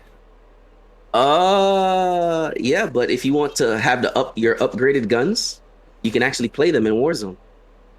When you level up your weapons, level up certain things, that's why you have the loadouts in Warzone. I haven't played multiplayer Call of Duty since Call of Duty 2, so but I think it's a bad idea, because also on top of that, Nike is trying to trademark all their stuff as well to go into NFTs. Their stuff, because their logo, like logo and all that stuff. Like, if you look it up right now, like Nike they're trying to trademark their stuff for NFTs. So it's pretty much a money grab, per se. But for NFTs to be in video games, I think it's a bad idea, because there's is to me personally, it's just too highly speculative, and the companies are just riding the wave, is what it is. Right. You know what I mean? Because it's tied definitely creating a bubble of sorts right now. And it's tied to cryptocurrency, obviously, because that's how you kind of, how these things go up in price is crypto. Yeah, it's like the technology behind it, right? Like it's like essentially the non-fungible token it's like you have art, right? Some sort of asset, some digital asset that it doesn't exist in real life, but it's a representation of something on the internet, right? You save that on the blockchain, which is, crypto currencies technology, right? It assigns that art a unique ID that says this person owns it and this one is the original. So like a piece of actual physical art, you can say like, this is my original painting. It's of something that matters to society, like Mario, for example. And since I own the original, it has inherent value to all these people who are fans of Mario, right? So they'll bid against each other to own the original because they care about it, right? Not because it itself has any sort of actual value. It's like a cultural value, right? So all of these brands, all of these companies who own things that people are fans of are like, hey, why don't I assign a non-fungible token to this asset and then put it out into the world for other people to buy so that I then rake in millions and millions of dollars. Now, when you add stats to that token to be used in a video game, now it's pay to play. Mm-hmm. Yeah. That was what was described in this other article. That's where you get the problem, because let's say we're gonna use Mario Kart because it's the easiest thing to use. Because in Mario Kart, Bloomberg Wealth article, right? Yeah. Let's say we all know in Mario Kart you have the cart, the wheels, and the cape, right? Let's say if you actually NFT those 3 separate pieces of the cart, then you have the character with the stats. Let's say now, since you're adding stats and value, in order to have the best cart in the game, you have to outbid somebody else for those 3 separate pieces. You know how insane that is? No, that is insane. That's why this description was so crazy to read. That is insane. Like no, the person who was explaining this on a fundamental level not only doesn't seem to understand what Mario Kart is, but doesn't seem to understand what video games are. Because you can't do what he's saying. Like, Mario's not the fastest kart because he's Mario. Like, he seemed to think that that's how that worked, so that people would pay money for Mario since he's the fastest. That's not how it works. You'd have to build that into the game. So the idea that this is something you could implement in the future of video games suggests that everyone who wants to do this would then break the balance of their games for the sake of earning money from from their fan bases. And gamers are notoriously kind of hesitant to what seems like overt exploitation, because gamers will get exploited left, right, center. I'm not gonna pretend that they're so savvy that they don't get exploited. Gamers, that's crap. Think of NBA. People do that. but if it's perceived from the beginning that this thing is exploitative, gamers will backlash like almost no other community, I feel like. Well, remember now, something like this was similar years ago. As Lance, I'm looking at the chat, as Lampy is saying, yes, there's always been that system. But remember back in the day where people used to pay real money for characters or weapons to have an edge in RPGs. There was the Diablo 3 auction house was a there you go. That was the yes, yep. Mm-hmm. And look how bad that turned out. Mm-hmm. It turned out pretty bad. You know what I mean? And that's what they're kind of looking at per se. I mean, to me personally, if you're gonna do that, look, just own it. Actually, when we were just talking about the introduction about the games that I have, if you're just gonna do a physical deal, not just do a physical deal. Okay, you're gonna have an NFT of a Mario, a special type of Mario. Just leave it at that. But if you're gonna try to implement it in games and trying to pretty much increase profits, you know what I mean? Because that's all they're doing. That's the goal. Yes. Yeah. There's a lot of money changing hands right now because, and honestly, I'm not sure why. It's just people see it as a way to make money. That's the only reason this stuff is popular. I don't know what the value is of a digital knowing that this meme is the original version of the meme that you see all over the internet. That does not to me, that does not have any actual value. But the fact that other people are saying, well, if I buy that, and other people think that if they buy that, they can then sell it to other people, that's what's creating the potential for a bubble, is that everyone wants to get the things that they think other people will buy from them for money. Right, and so if you cares about this stuff. And this is why you have like, actually, let's see. Will was saying earlier, Ubisoft, they're trying to look into it. Epic hasn't. Epic is Epic is still sitting on the fence about it. Steam banned any NFT stuff? Yeah, Steam said nope. And I agree with Steam, because sometimes you just got to think about what's going to happen to a person if they try to get involved. Because remember, these things are ran off who is, when it comes to speculative, it's all about who's backing it. AKA, I'm going to use Dogecoin as an example with Elon Musk. It all depends on who's talking about it to run it up. You know what I mean? Like, who's is it popular using enough this for people to care about it? Yeah. Who's going to run this up to spend money on this? Maybe Ethereum, whatever crypto that they're using. I think it's Ethereum that a lot of NFTs run on, or whatever BlockFi blockchain that they're using. But just saying that usually it's going to be some spokesperson behind it to run this price up. You know what I mean? So, and if it goes up like this, it can go drop like a bag of hammers real quick, like within minutes. So, like, I mean, that's how people make their money on it, right? Like, it's going up because people are buying all the ones that are out there, but then those people intend to sell them for a profit. Like, it's not that I need an NFT of a Mario Kart. Like, I've been waiting my whole life to have an NFT of a Mario Kart. Like, that's not anyone's motivation, is what I'm getting at. Like, I can't imagine that's someone's motivation. Like, they buy the NFT and that was their goal. Boom, it's done. It's finished. The value stays that high because they own it and it's the original. They want to sell it. They want to flip it. Like, it's a business venture. That's what all of this is. So at some point, the people who are holding on to them, waiting for it to get as high as they think it'll get, will start to sell. But the thing is, you would have to sell that to someone else who wants to do the same thing. So at some point, someone's left over in the back. Yeah, right. Because at some point it gets so high, everyone else is like, all right, well, I'm not paying money for a fake Mario. Like, this is stupid. At some point, someone's going to realize this is dumb.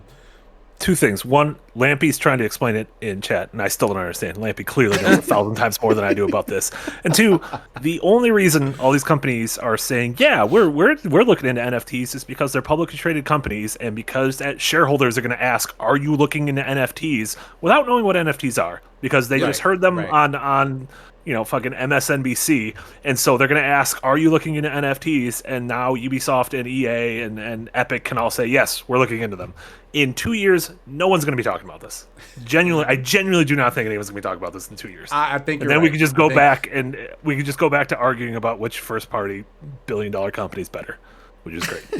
I mean, what Lampy said in the chat is, there are multiple ways of using it, and this is why I will also say this: where the SEC is trying to regulate crypto, because they're trying to get their own handle of, because it's not, because there's so much things you can do with BlockFi that is not regulated, because it's from person to person, I believe it to understand it. But when it comes to regulation, it's not regulated because of, you can have all sorts of things going on, money laundering, certain types of criminal activity, whatever the case may be, being used when it comes to why they're looking to try to, this is I won't say similar, but I've been kind of following what they're trying to do when it comes to the regulation of this. And there, you got all sorts of hands trying to get into NFTs and all that, as well as the whole crypto. And I don't know, man. I mean, you do it at your own risk. Just plain and simple. You just do it at your own risk. I mean, it is what it is. And companies is going to dip in. If there's money to be made, companies are going to, and especially if one company is successful at doing, if whoever decides to make this work, and if it does work, then you're gonna have people following suit. But until then, everybody's kind of sitting on the fence saying, well, so Whatever happened to the good old days of just robbing people? Like when Will got his Switch stolen. It happens. It happens, man. Listen, my approach on this whole thing is, and this is like, I'm trying to be positive because I'm very negative. But like, I have a friend of mine who is an independent artist, and what he did was he basically saved a piece of his album artwork and made it as an NFT. And basically what he's doing that is he's taking the money that's been utilized for there, so that way he can afford features and not really worry about dealing with the bigger company. I totally understand and respect it. And so then that's perfectly fine. It doesn't really bother me as much.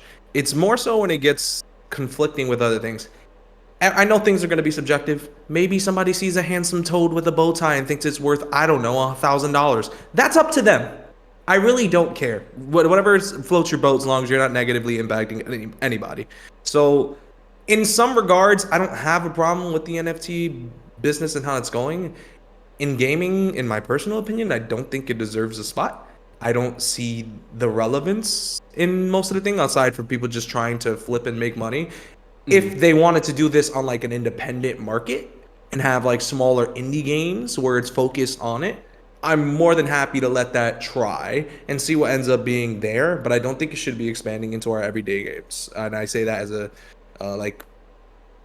when I play a game, I'm just looking for escapism. I'm not worried about if I have to buy a specific thing. That's why I don't play Madden Ultimate Team or NBA, all this stuff, because I don't want to worry about the specifics of this thing. I'm not going to spend $100 on VC because my player character's ass. I don't want to do that, and I don't want to go through the grind. It's not the fun portion of it for me. I know it's a challenge for some, but to each his own. So my logic is that if it's gonna exist in a positive way, sure, I don't mind it in its other business ventures. And in gaming, I don't want to completely be negative and say it has no place, because there's limitations. Like if this was working on a mobile market for something along those lines, and it's working for something that's like cool and really innovative, sure. If people want to risk it, fine. Isn't that no different from like when people buy like specific stuff? Well, I'm thinking more cosmetic when people play Counter-Strike, but that doesn't have to do with gameplay. But like, I know there's going to be people who are going to be just wanting to spend their money on dumb shit. That's never going to go away. So if they want to get it for a game that's specifically focused on something like that, more power to you. Make other people money. What you're describing is the gacha game genre, right? Mm-hmm. People who are spending money on dumb shit. shit. Right, like they get a fake thing, but to them it's a tangible thing, and to them they're collecting all the things that you can collect in a game, and that's the game to them, the gambling rush, right? Well, yeah, there is a market for this in games that can be heavily exploited. Like, but just like the gacha genre, I don't think it shouldn't be in games. Well, that's what I'm saying. It's just I don't gambling. think it should be going.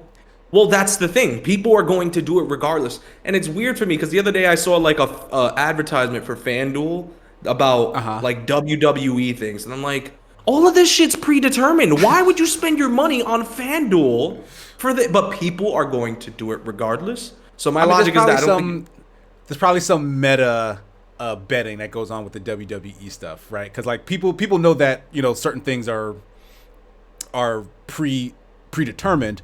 But they're probably betting on what's going to be predetermined versus what happens in the actual match, right? Because it's kind of a toss-up. I don't understand though to win a match or something. With a thing like that though, I don't understand how there isn't rampant fraud of like someone who works with the WWE telling a friend of a friend to put a bunch of money that like the Undertaker is going to die. And what you just and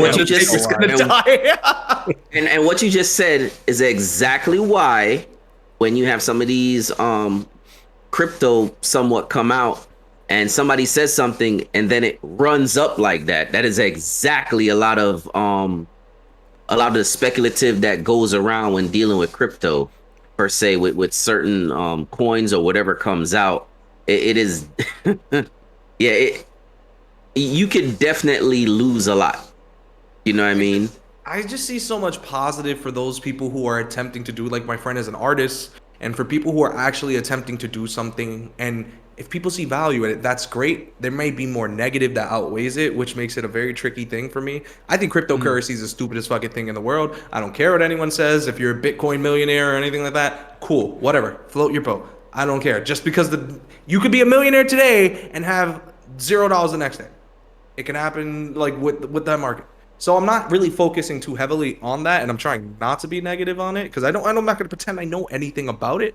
I just know that in my regular day-to-day thing as a consumer, I don't want to deal with that bullshit. I don't want to deal with that headache. If I'm going into something and I know that that's something that's a potential, that's like, oh, well, if you want this is like a cool little racing mobile game we're working on, and it's a little bit of a gamble, cool. Do what you want. There's so much negative that's around it, and I'm mostly on that side, but I'm trying to be positive because I'm trying to support, I guess, people who are doing it for legitimate reasons, you know? I mean, when you just want to go... No, go ahead. Oh, go ahead. No. Mine was going to be a dumb goof. Yours was serious. No, what I was going to say is when you're looking at it at that point, where, okay, if you have an independent artist, he's trying to build up his brand, it's a good way to kind of have a one of something, kind of like what the Wu-Tang Clan did with that one CD that everybody was auctioning off, and they're only going to make that one CD, that one. And who got it? Martin Shkreli. Yeah. Super villain. Oh god. You know what I mean? But personally, it's just a different way of putting yourself out there, being independent if you're using it like that. But when you have governments trying to stick their hands in your cookie jar, that's kind of never a good thing. Hence why this crypto isn't really heavy regulated, because I mean, you have a lot of people just trying to exchange hands in what they're doing, what they want, you know what I mean, without somebody telling them they can't do this or that. But and like I said, I equate it to just like when you have a physical. To me, I like to have a physical. I don't like something where if somebody erases my deal, like that one guy that lost his digital wallet of $270 something million worth of Bitcoin. Like, hell no. Yeah. like you really lose something like that? Like, nah, bruh. That makes me feel bad because my PlayStation 5 digital, so please don't take that away from me. But I would say, like, this is why I prefer having a something physical in my hand versus if somebody can probably erase it. You know what I mean? Or, I mean, yeah, he could have put that into a P.O. box somewhere or in a safe, or put it in a bank in their lockbox. Something like that, you know what I mean? And he would have forgot his password. Well, not if Marty robbed the bank. That's it. It's got it right there. It's a weird thing because people do that for their digital thing, and they really lean heavily into it. And then, like, I'm always on the opposite of the spectrum too, because I'm just like, I don't get, and I don't mean anything bad by Fast X. I'm like, you collect what you collect, that's fine. I've never quite understood collectors, because in some points they crosses very much this weird territory where we're spending stuff just to spend it, and then we have it because value-wise we think it's going to be worthwhile. I'm thinking of Beanie Babies back in the day, you know what I mean? Or Funko Pops. I spent so much money on fucking Funko Pops thinking they're going to be worth money, and they're worth shit. They're just plastic. So it's just like that, and I know it all depends on what you're buying. I know. It gets heavy. Listen, my friend in Florida just has his garage, and it's just old vintage WWE, WWF, all the Southern wrestling companies, just belts and action figurines. And these things, he showed me what they cost on eBay, and I'm like, this costs more than a mortgage of your house. Why do you still have it? It doesn't quite make sense to me, and I'm not gonna knock you. If it makes you happy, do what you gotta do. That's the thing. I guess I just say something one more time, Casey. Do it. Do it. As if I'm not talking about I hate cryptocurrency because I can't get a graphics card. Anyway, keep going. No, I was gonna say, like, that's the difference. That's the difference, right? The collector's market has people who like to collect things. Like Fast X says, like, he likes physical, tangible objects. Like, maybe at some point in the future he plans to, like, sell them off, but honestly it sounds to me like he just values having the rarity of the object, right? But then there are people, the opportunists, who legit are like, I want to get a thing that's rare so I can sell it to someone else who does want that thing. Somebody else wants this, and I want to exploit them. And that's kind of the back and forth that's going on. Like, this whole NFT thing is honestly filled with people who just want to exploit other people. Like, I don't think there's a core person or group in the NFT market who's like, I love NFT and I need to have an NFT to make me whole. Like, I don't think that person exists. Stop lying like you would maybe I'm spend wrong. money on a Kanye West NFT right now. I would not. I have physical Kanye West posters in the room. But that's what I'm getting at. Like that, like if that's the thing that you value, like the artwork from like your favorite album or whatnot, maybe you do want to own the original thing for it, right? But more than likely, you like the album and you probably have a physical representation of the album that you listen to, right? Like that would normally be enough for someone who wants to collect the thing, not the digital representation of the thing. Perfect example is you have these classic paintings by all these classic artists way when. Imagine if they were to digitize those paintings into an NFT. Do you think the worth of the physical, do you think an NFT is going to be worth anywhere near what that physical copy is going to be? It depends. If it's Banksy, I don't know.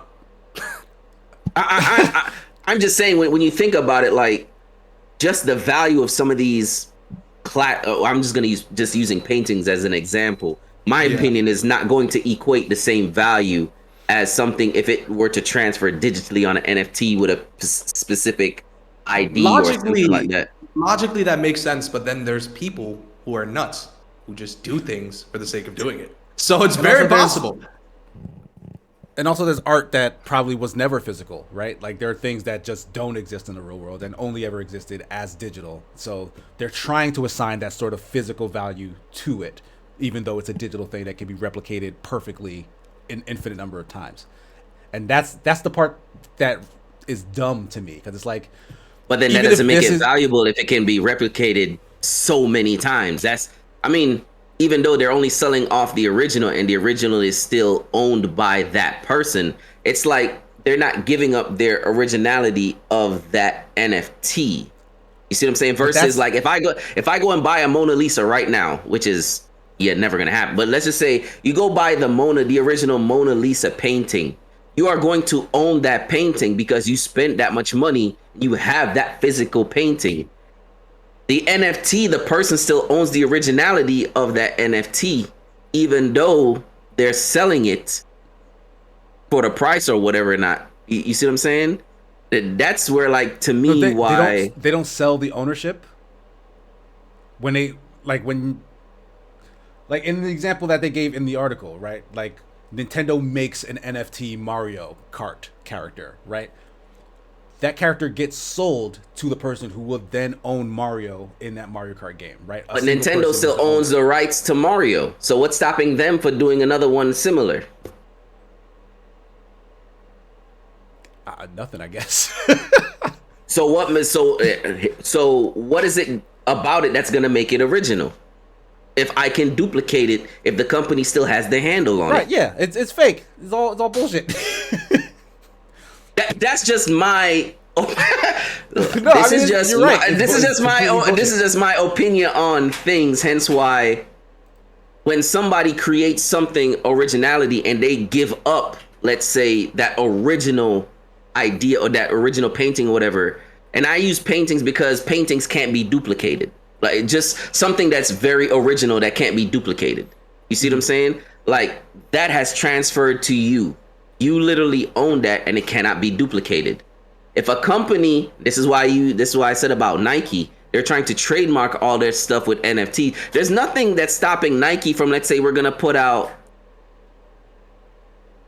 and I'm going to say Kobe Bryant. They put out something with Kobe Bryant and they try to use him as a tool per se, and use him as an NFT. They have the rights to certain things. What's stopping them from keep doing that? You see what I'm saying? Like to me, it doesn't bring any originality, but not to what Will is saying when it comes to independent artists. If you're going to keep everything digital and not physical, then yes, I can see that. But that person is that independent artist still owns all the rights to their. So they're not going to give up their rights. They're not going to give up their trademark to their original. Lampy's saying that the rights transfer along with the NFT, so it's a transfer of ownership. So like if they do sell their NFT, then they are giving up their rights.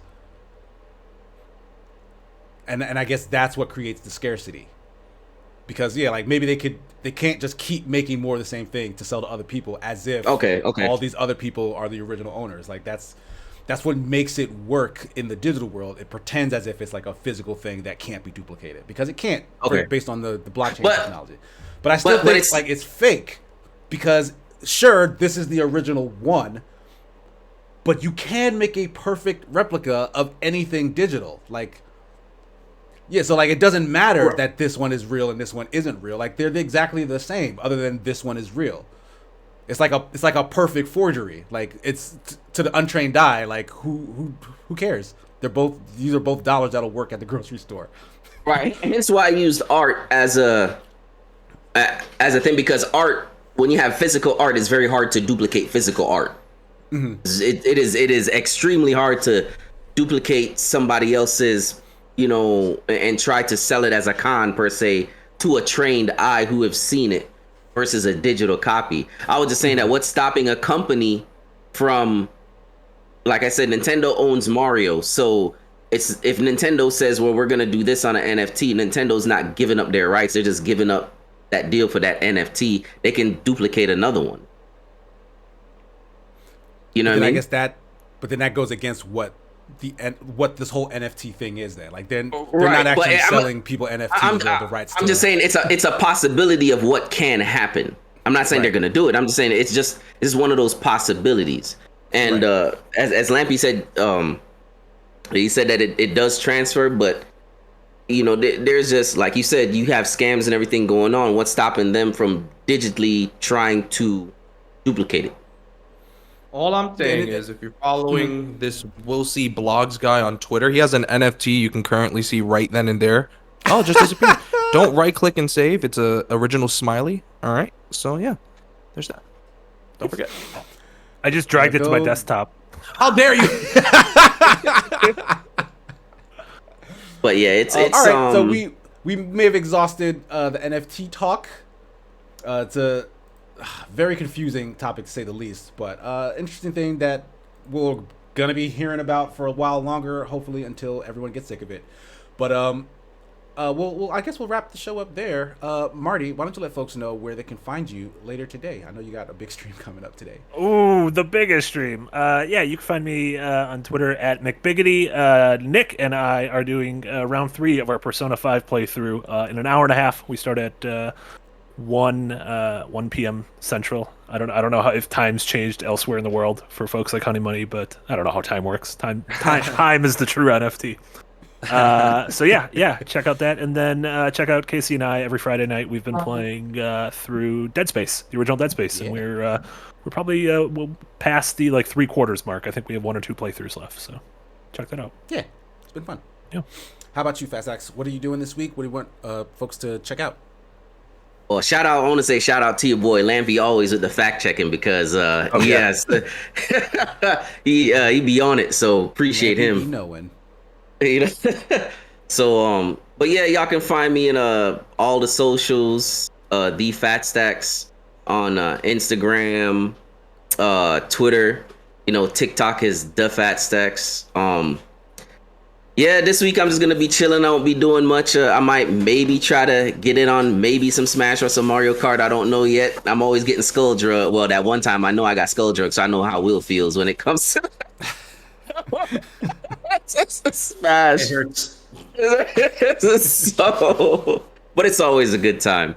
But yeah, if you guys can also find me on Twitch. If you guys are into heavy anime, you guys can check out my digital store, www.thefatstacks.com. I'm always trying to put some unique stuff up there. So if you're looking for Christmas gifts for that anime person out there, but like I said, brick and mortar, God's willing, 3 years from now. So nice. You happening.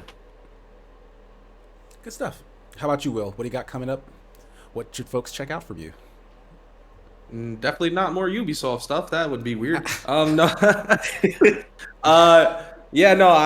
The only thing I can really think of off the top of my head is that I'm gonna be streaming sometime in December. I've been telling myself I'll do better. I've just gotten sporadic days here and there, so you can follow me at Twitch with Will See Vlogs or YouTube, depending what's going on there. Will, I miss you on game night. I need your chaos back on game night. I really need to be. I wanted to go literally as I saw you guys talking about it the other yesterday, and I was like, shit, I should have asked. Did Yeah, you I thought guys you need an chimed extra in once person? we mentioned Rocket League. You know what? Yesterday has been such a crazy bowl game because of the fact that like I was trying to make sure my car got dented because New York, I can drive proper well. So I was trying to figure out what was going on with that one. I just made up a bullshit ass thing. I can't drive. Long story short. But yeah, no, I was at my car is at the shop, so I spent most of my day taking care of that. And music stuff, my friend's making a new EP, which I have been slightly mixing, and he also wants me to be featured on some of the stuff, so that we're aiming for like February 2022. Not entirely sure, but be understood. Follow me on my Twitter to find out more for that at Will See Blogs. Nice. And also, if you guys have been following with The Escapist, Tommy has been producing a song to which he asked me to write. And I asked him, I'm like, well, okay. And my vocals are on it too. He's like, yes. I'm like, Wow. so what's going on here? Like, we were trying to figure out the details and so on and so forth. It's a very, the best way to describe it, at least from what I'm seeing it, Rage Against the Machine sort of thing. So God bless my vocals in a bit. Sounds like an NFT. Sounds like an NFT moment there for you, there, bro. Right? Come get it. Is the song about that handsome toad with the bow tie you were talking about earlier? 'Cause I want to know might more about that, be. man. We can't tell you as of yet. So, but yeah, no. If I say just follow me at Twitter, if anything. If you type in Will See Blogs on the internet, I'll literally pull up anywhere. So wherever you want to follow me, that's a thing. And if I ever get a proper streaming setup, because if anybody wants to help me find a properly priced RTX card, maybe I can start streaming proper content instead of looking like a dumbass. So yeah, that's my life. Money is fake. Kanye's terrible. So is Travis Scott recently. And yeah. Oh God. Travis Scott didn't do anything wrong. It's no longer lit. It's kind of. Oh my gosh. So yeah. Wait, also, did you guys watch that Kanye Drink Champs thing from over the weekend? Yes, I saw that. I didn't watch it. I've heard about it. Oh, he kind of. Ooh, I'm yeah. an idiot. Ooh, I've said this way too many times. It was brutal. Yeah, but I the do. thing. It is the old Kanye, which I like. He's he's manic, but he's like jovial. Which that's my late registration Kanye. So I mean, I mean that's the thing. Like, Don't defend him. Kanye Don't defend him. has Stop. bipolar disorder. Like, it's Yeah. not a defense. It's the truth. Like, why do people keep having him say things that sound crazy or sound outlandish and then get up in a tizzy about it? Like, oh, look at the thing Kanye said. The man is on medication. Hey, listen. Leave him All I alone. gotta say is that if the conservatorship that happened to Britney over the last 13 years was in Kanye's hands, life would be in a better place. Just saying. I will say this though, when it comes to music, I'm not gonna knock Kanye, regardless of how we look. I mean, regardless of how we look at has him. bad This, taste, so. I mean, No, anything past graduation is a little shaky. That is a lie. My Beautiful Dark Twisted Fantasy. Are you even see saying? what I Oh, mean? I Like, forget. Will doesn't Okay. listen to I'll give music. it anything past My Beautiful Dark Twisted Fantasy because I did enjoy that album. Everything else is shaky. I will just say that the man has put on. He is one of the billionaires when it comes to music moguls. So he kind of knows what he's doing when it comes to music. I mean, not everybody's gonna have a hit, but just in a business sense, sometimes when people say yo crazy, the smart ones, in the way how they decide how to do things, it might not make sense to us, but it might make sense to them. You know what I mean? And he does have a proven track record. Unfortunately, regardless, I mean, The man's not ready. It's Cabeza. I Is don't it- care. You can't tell me otherwise. I mean, I mean- the man is going through some stuff. I'm not gonna say Kanye doesn't. Yeah, have problems. The man has problems, right? yeah. But But- he's still a musical genius. Like Cap. He's great. He's great in terms of music. It's one of those things where I've explained to people. I was like, and this is ridiculous. I'm like, Chris Brown, when he was first, before he beat Rihanna, solid in music. Then just totally went off the rails. I will say this. You're not going to disrespect OG Chris Brown. We're not doing that. I'll disrespect OG Chris Brown. Yeah, OG Chris Brown. Run it? Nah, y'all bugging. I will say this until I see Jay-Z say something about Kanye. Yeah. That don't make a difference, man. I ain't trying to hear that shit. I mean, I don't care what Jay-Z has to say about much. I mean, in all honesty. All right, well, that don't make no sense now. I'm starting to think you're the confused person right about now, Casey. Jay, I don't care what Kanye has to say about social stuff. I don't care what Jay-Z has to say about social stuff. They are musicians. I like Kanye's music much more than Jay-Z's music. So I'm gonna be on the lookout for more of Kanye's stuff, just in general. But otherwise, just live your lives, have fun. Who gives a shit? Like, it doesn't matter that I can't Kanye wait to and break Big Sean have beef. Kanye's next girlfriend or something. Oh, it's gonna be great. Anyway, if you want to catch, I don't know. Yeah. Kim. Yeah, I can't wait till he has a threesome with Kim and Pete Davidson or whatever they're doing out there. Oh, jeez.